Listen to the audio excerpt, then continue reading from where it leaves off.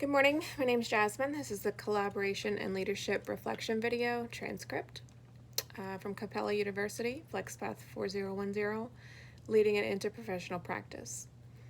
Professor is Dr. Angela Larson. A little bit of background: I am a nurse case manager, an outpatient nurse case manager for an insurance company case management department for the last almost 5 years.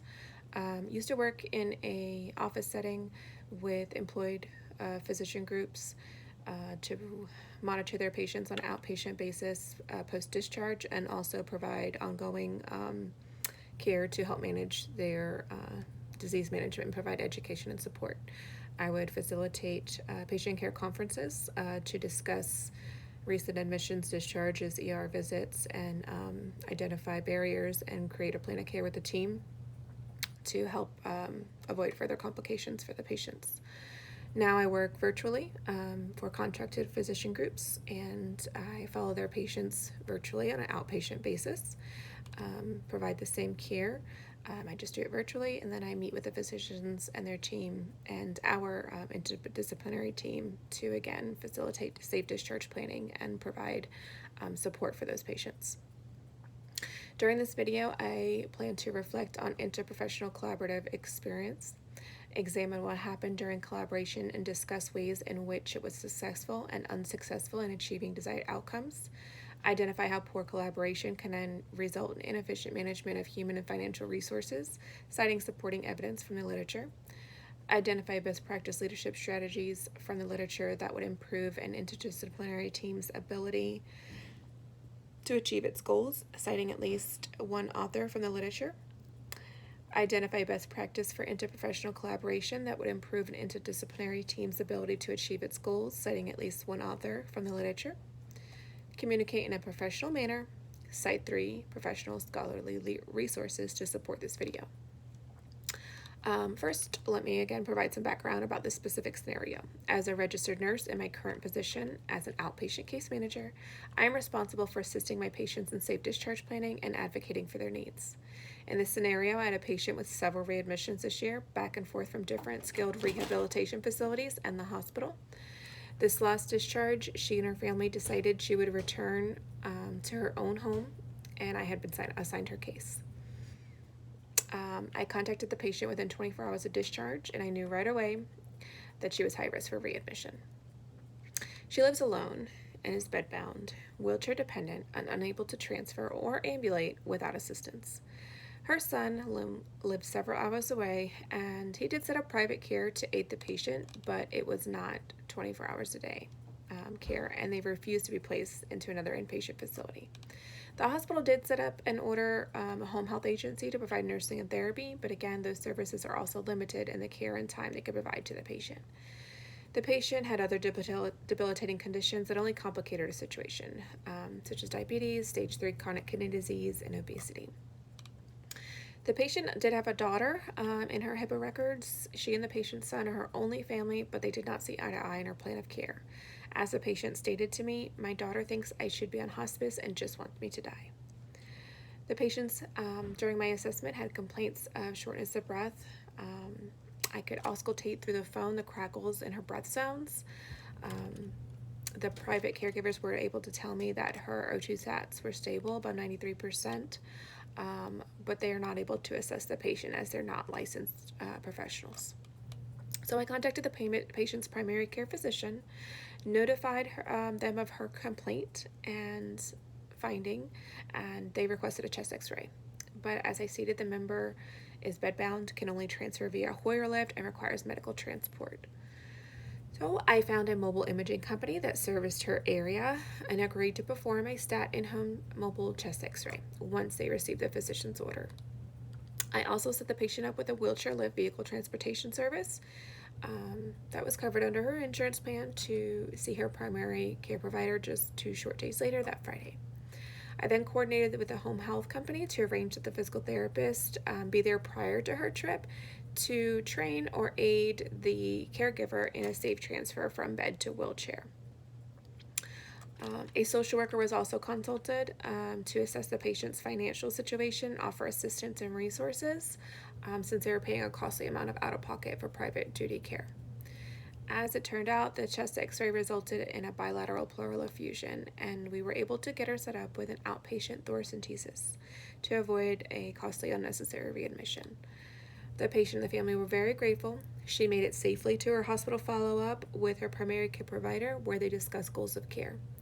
The member and the son decided that the best scenario for her well-being will be for them to sell her home and for her to move in with him, so that she will have 24-hour supervised care between the caregivers and the family. This case required an interdisciplinary collaboration to ensure a safe discharge plan to avoid readmission. Adequate communication and collaboration are essential for providing care and ensuring patients have the best possible outcomes. Identify how poor collaboration can result in the inefficient management of human and financial resources supported by evidence in the literature. This discharge scenario shows the significant importance of interdisciplinary collaboration with our ever-evolving healthcare system. I believe stronger communication and interprofessional relationships are key for safe, successful outcomes. If goals of care discussions had happened any sooner, we may have been able to avoid some of her readmissions. If I had not communicated the findings that I found with the primary care physician and collaborated with his office in a swift, timely manner, we may have not caught the patient's need for a thoracentesis in time, and that would have led to further complications and another admission. Poor collaboration would have caused additional harm to the patient, leading to inefficient management of human and financial resources. The patient would have had complications and distress related to the pleural effusion and been readmitted, increasing costs of another admission. Thankfully, with the interdisciplinary collaboration, when this occurs, effective communication can help deter adverse events and financial resources. In a 2021 publication, The Attitudes of Healthcare Professionals Towards Nurse-Professional Collaboration, nurses, physicians, and intern nurses constitute a huge number of professionals, and collaboration between them are essential for healthcare organizations to improve quality of care. Cooperation between physician, nurses, and healthcare personnel can be a way to improve and maximize the quality of healthcare services, and enhance patient outcomes, and as well as increase patient satisfaction of all healthcare team members, cited by Hosny 2021. So essentially, the communication between myself, the social worker, the home health agency, and the physician was received well, and a plan was executed, and the patient was satisfied with the plan that we executed. Poor communication leads to poor collaboration. In today's healthcare environment, good communication is imperative with the interdisciplinary teams. Effective communication will lead to increased patient satisfaction and improved patient outcomes, while reducing healthcare costs. Identify best practice leadership strategies from the literature that would improve an interdisciplinary team's ability to achieve its goals. As healthcare professionals, an interdisciplinary team, our goals is to provide quality of care and ensure safe outcomes while promoting patient satisfaction by advocating for our patients. Additionally, interdisciplinary teams want to improve the functionality of their healthcare setting and reduce their workload and avoid burnout. In a 2020 publication, A Quest for Quality Care, Exploration of a Model of Leadership, Relationships, Work Engagement, and Patient Outcomes showed that resonant leadership improves staff work experience and patient safety and patient satisfaction. This leadership strategy brings self-awareness, self-management, social awareness, and relationship management, which indicates these leaders effectively engage in conflict resolution and can pursue democratic collaboration and affiliative solutions. In a thriving work environment, there needs to be input and output, a variety of suggestions and opinions from a group of professionals to collaborate. This leadership will allow for democratic collaboration and provide high quality of care to improve the interdisciplinary team's outcomes and achieve its goals. Identify best practice interdisciplinary collaboration strategies to help a team achieve its goals and work together more efficiently. Effective interdisciplinary collaboration depends on several factors, such as a team's dynamics, leadership strategies, and management. Effective communication is critical for teams to attain their objectives and work more efficiently to enhance interdisciplinary collaboration, as cited by Stinsky et al. 2019. Additionally, the success of the healthcare entity will be attained if the healthcare professionals work together as a team through consultations, collaboration, and engagement. In order to achieve the best outcomes, these collaborations, we must also consider and conquer conflict management. Conflict often occurs during interpersonal interactions because of differences in one's beliefs, values, and or priorities. Successful conflict management requires a shift in attitude to identify potential areas of improvement in order to achieve one's goals.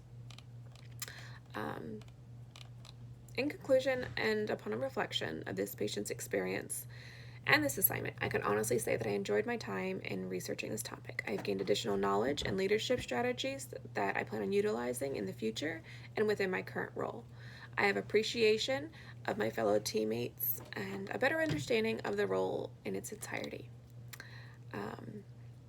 I appreciate the diversity of each role and our common goals of improving outcomes. Thank you.